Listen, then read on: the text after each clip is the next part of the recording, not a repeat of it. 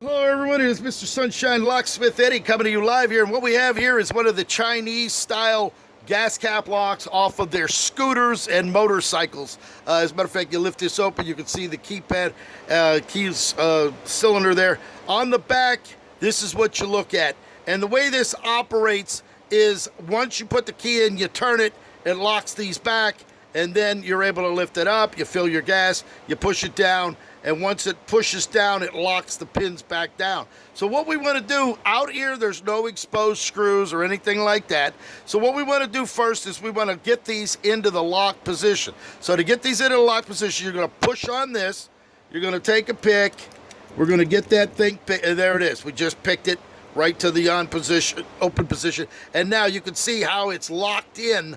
There's a lip on there that's going to lock down from here. And then once that's down, you can go ahead and lift this rubber. Once you lift this rubber seal up, you're going to see a metal ring under there. You see that metal ring? That metal ring has to come up out of there over the just like this. It would actually come right out of here. And once there, you're going to have 3 screws under there.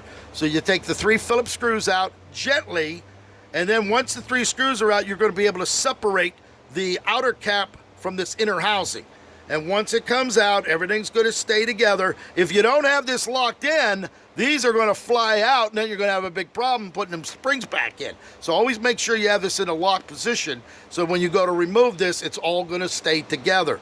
Once you have this outer cover off, the cylinder will come out. You can then fit the key to it. All right, this actually was a different key. We had to re-key it to fit this key because he had no key for this, and this would fit the rest of the bike. So then once we had it re-keyed to fit, we go ahead and slide the cylinder back in, put the cover back on. It's only going to go on one way, and then you're going to go ahead and open this up with this ring exposed and put the 3 Phillips screws back in and tighten it down. Once you have it tightened down, you're going to take that metal plate right there.